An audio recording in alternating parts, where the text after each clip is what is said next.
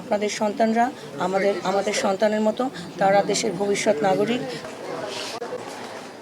প্রায় 2 মাস ধরে হাসপাতালে আতঙ্ক ধরাচ্ছে হাম, প্রাণ যাচ্ছে অসংখ্য শিশুর। চিকিৎসার এক পর্যায়ে খরচ জোগাতে হিমশিম খাচ্ছেন পরিবারের সদস্যরা।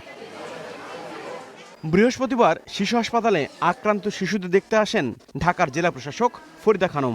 এ সময় তাকে প্রশ্ন করা হয়, চিকিৎসা করাতে গিয়ে অনেক পরিবার নিঃস্ব, তাদের পাশে কিভাবে দাঁড়াতে পারে সরকার? যে কোনো আর্থিক সহযোগিতা করবার জন্য জেলা প্রশাসন প্রস্তুত আছে। হসপিটাল কর্তৃপক্ষ অত্যন্ত আন্তরিক, বাচ্চাগুলির যাতে সুষ্ঠু ট্রিটমেন্ট হয় সে বিষয়ে, আর আমরাও এটা নিবিড় পর্যবেক্ষণে রাখবো।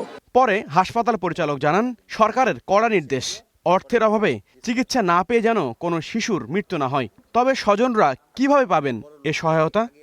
ব্যুরোক্রেসি যেটাকে বলে, আমলাতান্ত্রিক যেই প্রসেস আছে, এই প্রসেসে কিন্তু যেতে যেতে আমাদের রুগী কিন্তু আইদার ভালো হয়ে চলে যাবে কিংবা মারা যাবে। ওনারা যদি একটু কষ্ট করে আমাদেরকে, ওনাদের একটা ক্লার্ক বা কেউ যদি আমাদেরকে একটু রিং করে যে আপনাদের কি কিছু লাগবে, আমরা বলবো আপনারা আসেন, আনুষ্ঠানিকভাবেই দেন।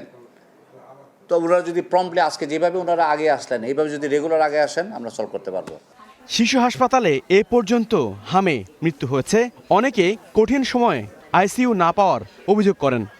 হামে আক্রান্ত হয়ে যে বাচ্চাগুলি ভর্তি হয়েছে, তাদের যে চিকিৎসা ব্যবস্থাপনা, আইসিইউ সিস্টেম, অফিসিয়াল যে হসপিটালের যে আন্তরিকতা, সে বিষয়গুলো দেখেছি।